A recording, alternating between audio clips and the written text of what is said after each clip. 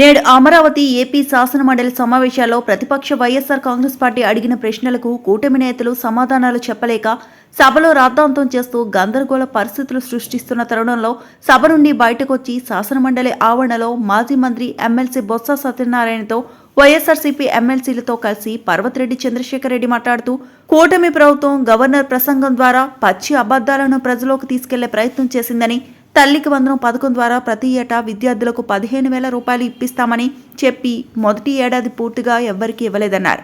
రైతులందరికీ రైతు భరోసా ఇవ్వలేదు అని, ఆరోగ్యశ్రీ బకాయిలు చెల్లించలేదు అని, ఇలా ప్రభుత్వం చేస్తున్న మోసాలను వైఎస్సార్ కాంగ్రెస్ పార్టీ ప్రశ్నించడమే కాదు, అవి అమలు జరిగే వరకు పోరాటం కూడా చేస్తుందన్నారు. ఈ దేశ ప్రజలకి అపారమైన గౌరవం ఉంది అధ్యక్ష. అయితే నిన్నటి రోజున గవర్నర్ గారి చేత అసెంబ్లీలో వాస్తవాలకు విరుద్ధమైనటువంటి అంశాలు, అబద్ధాలు చెప్పించడంలో ప్రజలు పరిపాలనా వ్యవస్థల మీద నమ్మకాన్ని దెబ్బతీసే పరిస్థితి ఉన్నది నిన్నటి ప్రసంగం ద్వారా ప్రజలందరూ కూడా అర్థమైంది అధ్యక్ష. ప్రధానంగా నేను ఈ మాటలు ఎందుకంటే నేను మీకు కొన్ని వాస్తవాలు కూడా చెప్తాను అధ్యక్ష.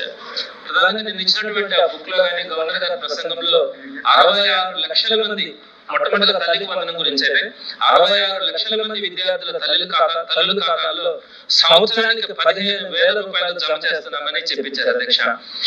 ఇక్కడ ఒక విషయాన్ని గుర్తుంచుకోవాలి అధ్యక్ష. ప్రతి సంవత్సరం 15,000 రూపాయలు తల్లుల ఖాతాలో జమ చేస్తా ఉన్నామని చెప్పారు. మొదటి ఏడాది ఒక్క విద్యార్థికైనా ఒక్క రూపాయి కూడా జమ చేసిన పరిస్థితిలే. అదేవిధంగా పోయిన సంవత్సరం కనుక తీసుకుంటే వాళ్ళు చెప్పినటువంటి స్టేట్మెంట్ లో ప్రతి తల్లి ఖాతాలో 15,000 రూపాయలు జమ చేస్తున్నామని చెప్పినారు. కనీసం ఒక్క తల్లి ఖాతాలైనా కూడా విద్యార్థికి 15,000 రూపాయలు జమ చేసినటువంటి పరిస్థితి ఉందా? మీరు 15,000 రూపాయలను స్పష్టంగా అక్కడ మెన్షన్ చేసింది అబద్ధం చెప్పినట్టు కాదు అధ్యక్ష. ఏం చెప్పినారు ఎన్నికలకు ముందు?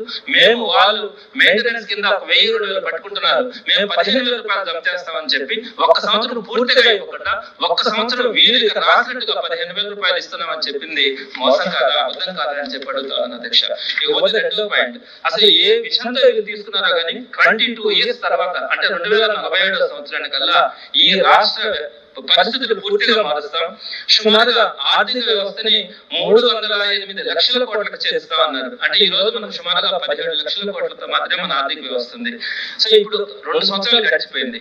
వీళ్ళు 2047 సంవత్సరానికి 308 లక్షల కోట్లకు చేస్తామని, అలానే తలసరి ఆదాయాన్ని ఇప్పుడు స్వాతంత్రం వచ్చినప్పటి నుంచి ఇప్పటిదాకా కూడా 2.9 లక్షల తలసరి ఆదాయం ఉంటే ఏకంగా 55 లక్షలకు పెంచుతామన్నారు. పోయినసారి చెప్పినటువంటి గవర్నర్ గారి ప్రసంగంలో 55 లక్షలకు పెంచుతామన్నారు.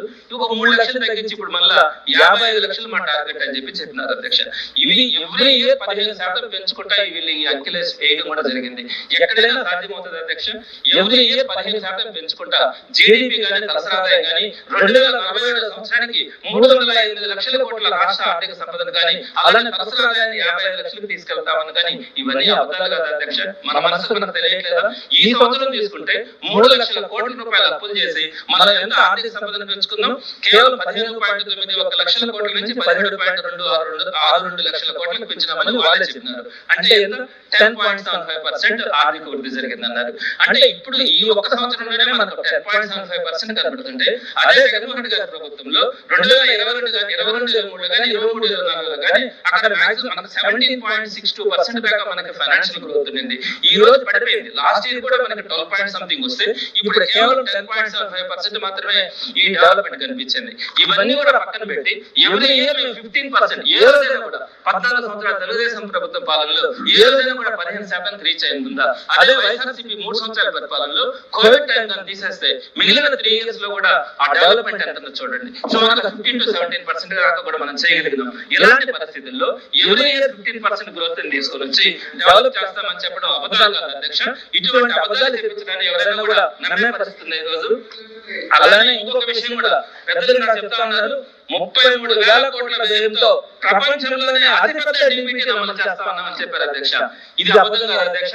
వైఎస్ఆర్సీపీ ప్రభుత్వంలో 2,72,000 కోట్ల రూపాయల డిబిటీని అందించారు. వీళ్ళు 3 లక్షల కోట్ల రూపాయలు అప్పులు చేసి 3 లక్షల కోట్ల రూపాయలు అప్పులు చేసి 33,000 కోట్లు మాత్రం డీబీటీ ద్వారా అందించి మేము ప్రపంచంలోనే అతిపెద్ద డీబీటీ అని చెప్పారు. 2,72,000 కోట్లను ఆ రోజు, అంటే సగటున 55,000 కోట్లని డీబీటీ ద్వారా పేద ప్రజలకు అందించినటువంటి ఘనత వైఎస్ఆర్సీపీ అయితే ఇక ఓకే అన్ని కాదని చెప్పట్ల 33,000 కోట్ల ప్రపంచంలోనే అతిపెద్ద డీబీటీ అని చెప్పడం తప్పు కదా, అది అబద్ధం కదా, ప్రజలు మోసం చేస్తున్నట్టు కదా, ఈ విషయాన్ని కూడా మీరు గమనించాలి అధ్యక్ష. అదేవిధంగా అన్నదాత సుఖీభవ పేరుతో 46.86 లక్షల మంది రైతులకి 20,000 రూపాయలని ప్రతి ఏడాది ఇస్తా ఉన్నామని చెప్పారు అధ్యక్ష. ఎక్కడైనా కూడా మొదటి సంవత్సరం ఏదైనా 1 రూపాయలు ఇచ్చిన రైతులకి సెంట్రల్ గవర్నమెంట్ వచ్చినంత సహాయం 1 రూపాయలు వచ్చిన పరిస్థితి లేదు. మొన్న చూస్తే 20,000 రూపాయలు అని చెప్పారు కదా, 20,000 రూపాయలు కంప్లీట్ గా ఇచ్చినటువంటి రైతు ఒక్కటే చూపించమనండి అధ్యక్ష. ఈ రోజు దాకా కూడా ఈ 2 సంవత్సరాల్లో ఒక్క రైతుకైనా కూడా ఒక్క సంవత్సరమైనా కూడా 20,000 రూపాయలు పూర్తి చేసినటువంటి పరిస్థితి లేదు. అదే ఆ రోజు జగన్మోహన్ రెడ్డి గారు చెప్పిన మాట ప్రకారం ఇంకా పెంచి 53 లక్షల మంది రైతులకు అన్ని కూడా ఈ రైతు భరోసాని ఇచ్చినటువంటి ఘనత ఆ రోజు అయితే ఈ రోజు గవర్నర్ గారి దగ్గర మేము ప్రతి సంవత్సరం రైతుకి 20,000 రూపాయలు ఇచ్చినామని చెప్పించినటువంటి మాట అబద్ధం కాదని అడుగుతున్నాను అధ్యక్ష. అదేవిధంగా రాష్ట్రంలో అధ్యక్ష ఈ సమాజాన్ని పూర్తిగా మార్చినటువంటి పథకాలు ఉన్నాయి అధ్యక్ష. ఒకటి ఫీజు రియంబర్స్మెంట్ వల్ల ఈ రోజు భారతదేశంలో ఉన్న ప్రతి రాష్ట్రం కూడా అమలు చేసినటువంటి పరిస్థితి ఉంది. ఈ మార్పుని ఈ రోజు సమాజంలో ఆంధ్ర రాష్ట్రం ఈ పరిస్థితికి వచ్చిందంటే ఆ రోజు వైఎస్ రాజశేఖర రెడ్డి గారు తీసుకొచ్చినటువంటి ఫీజు రియంబర్స్మెంట్ పథకం. ఫీజు రియంబర్స్మెంట్ పథకం గురించి ఈ గవర్నర్ గారి ప్రసంగంలో ఒక్క మాట చెప్పలేకపోయారు అధ్యక్ష.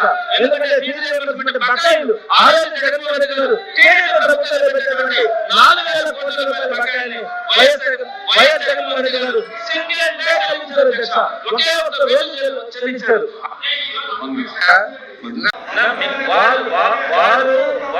వారు మాట్లాడేటప్పుడు ఇద్దరు సభ్యులు మాట్లాడేటప్పుడు ఎవరు కూడా అబద్ధాలు చెప్పినా కూడా మేము ఎవరు మాట్లాడలేదు. నేను ఒక విషయం చెప్తాను అధ్యక్ష, నేను చెప్పిన ప్రతి మాట కూడా గవర్నర్ గారి ప్రసంగం రిటర్న్ గా ఇటువంటి బుక్ లో ఉన్న మాట తప్ప ఒక్కటి కూడా నేను డివేట్ నేను 2 పాయింట్స్ చెప్తాను అధ్యక్ష. ఒకటి, నిన్న గవర్నర్ గారి దాంట్లో చూసిన తర్వాత నేను ఒక సచివాలయానికి ఫోన్ చేస్తాను. గ్రీవెన్సెస్ తీసుకున్నారు. ఒక సచివాలయంలో 21 మంది గ్రీవెన్స్ ఇచ్చారు.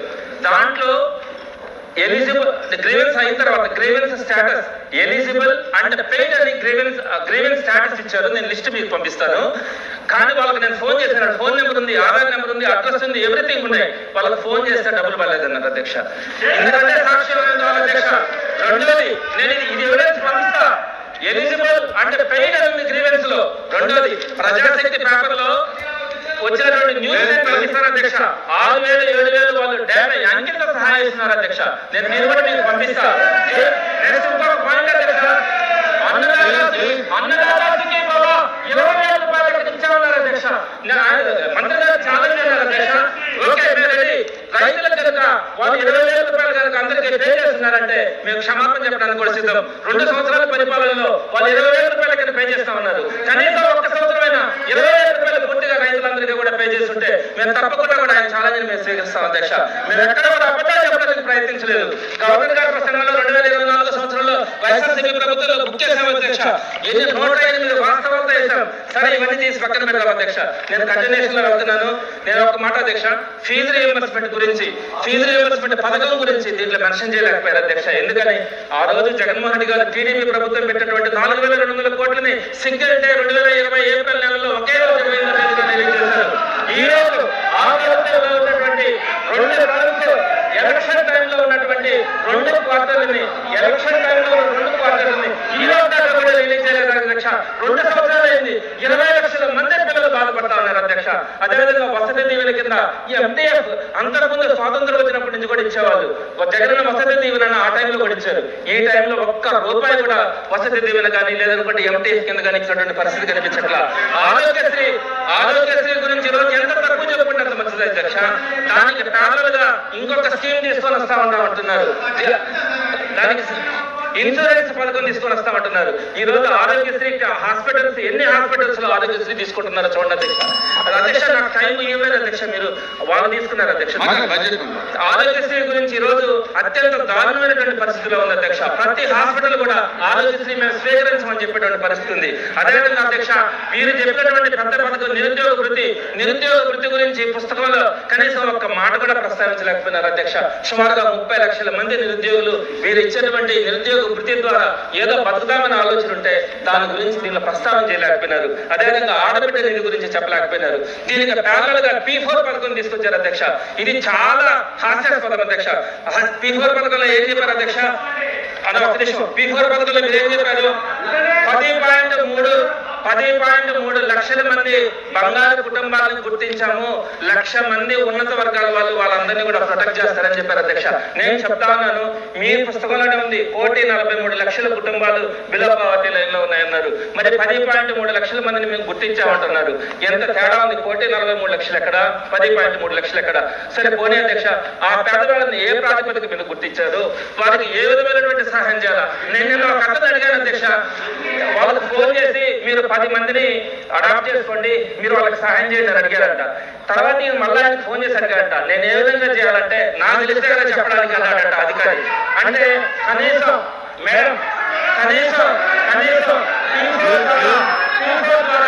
ఏం చేయాలని సంస్థలేదు అధ్యక్ష. వాళ్ళు వెళ్ళి అడుగుతారంట, ఇది ఎక్కడ అధ్యక్ష? P4 పథకం ఏంటి అధ్యక్ష? ఎవరో పేదవాళ్ళని ఎవరో అడాప్ట్ చేసుకునేది ఏంటి? వాళ్ళకి ఇష్టం వచ్చినప్పుడు వాళ్ళు ఏం చేస్తే అది భిక్షణాల అధ్యక్ష. వాళ్ళు ఏమన్నా సో మీరు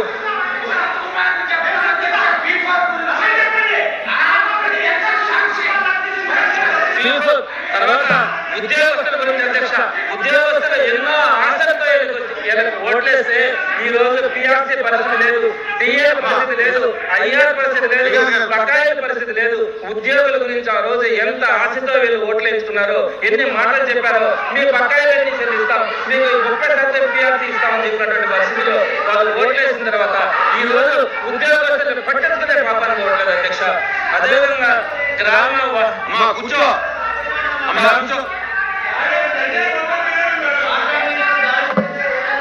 తర్వాత అధ్యక్ష గ్రామ వార్డు సచివాలయాల గురించి చెప్పారు అధ్యక్ష.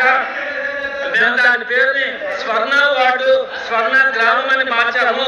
దీనివల్ల ప్రజల సేవలు ఇంటి వద్దకే వెళ్ళిపోతా ఉన్నాయని రాశారు అధ్యక్ష. ఒక్కసారి ఆలోచించాలి అధ్యక్ష, ఈ సచివాలయ వ్యవస్థను ఎవరు తీసుకొని ఇచ్చినారు? వైఎస్ జగన్మోహన్ రెడ్డి గారు తీసుకొచ్చారు. పేరు మార్చి దాన్ని సేవలు ఇంటి వద్దకే మేము అందిస్తున్నటువంటి విప్లవాత్మకమైనటువంటి సంస్కరణ అని రాశారు. అంటే దాన్ని మీరు అర్థం చేసుకోవట్లేదు అధ్యక్ష. వైఎస్ జగన్మోహన్ రెడ్డి గారు ఎంత విజనరీ ఉన్నటువంటి వ్యక్తి. ఇంకొక విషయం అధ్యక్ష, 2 పాయింట్లే అధ్యక్ష. జిల్లాలని 26 నుంచి 28కి పెంచాము, తద్వారా పరిపాలన వేగవంతమైంది, ప్రజల సమస్యలు తగ్గాయన్నారు అధ్యక్ష.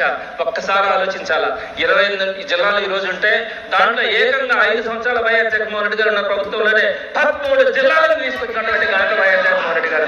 మీరు 2 జిల్లాలను తీసుకుని వచ్చి మేము పరిపాలన వేగవంతం చేస్తామని చెప్తే ఒక విజనరీ ఉన్నటువంటి లీడర్ వైఎస్ జగన్మోహన్ రెడ్డి గారు అని మీరే ఒప్పుకున్నట్లయింది అధ్యక్ష.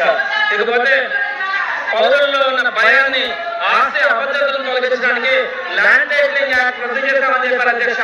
ల్యాండ్ టైటిలింగ్ యాక్ట్ ని భయాన్ని పెట్టించారు అధ్యక్ష, వీళ్ళు భయపెట్టారు అధ్యక్ష. ల్యాండ్ టైటిలింగ్ యాక్ట్ పేరు తప్ప దాంట్లో ఉన్నటువంటి యాక్ట్ ను రద్దు చేసే పరిస్థితి ఉండదు అధ్యక్ష. ఎందుకంటే అది ఒక మంచి స్కీమ్. దాని ద్వారా ఈ రోజు 120 సంవత్సరాల చరిత్రను తిరగాల్సినటువంటి ఘనత వైఎస్ జగన్మోహన్ రెడ్డి గారిది. ల్యాండ్ టైటిలింగ్ యాక్ట్ లో పేరు మాట్లాడే తప్ప దానిలో ఉన్నటువంటి కంటెంట్ తప్పబట్టేటువంటి పరిస్థితి. దాని గురించి భయాన్ని పెట్టిందే మీరని చెప్పి తెలియజేస్తా ఉన్నారు అధ్యక్ష.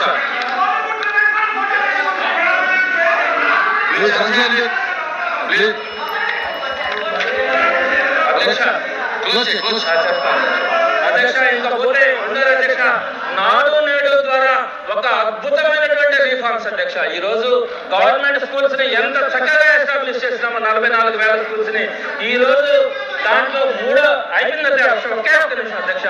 లాస్ట్ ఫేజ్ లో ఉన్నటువంటి స్కూల్స్ ని అర్ధాంతరంగా ఆపేసి దాంట్లో కనీసం ఒక పెట్టినటువంటి పరిస్థితి లేదు అధ్యక్ష. నాడు నేడు అదేవిధంగా టీచర్స్ రిక్రూట్మెంట్ గురించి కూడా చెప్పారు అధ్యక్ష. ఎప్పుడెప్పుడు పాపాలు జగన్మోహన్ రెడ్డి గారు ఇలా అనేకమైనటువంటి అబద్ధాలతో ఈ గవర్నర్ గారి ప్రసంగాన్ని పెట్టించినారు కాబట్టి తప్పకుండా కూడా ప్రభుత్వం ఒక్కసారి పరిశీలించాలా. ఇలాంటి అబద్ధాలు కాకుండా వాస్తవాన్ని మనం ప్రజలకు చెప్పాలా. మనమేం చేసాం,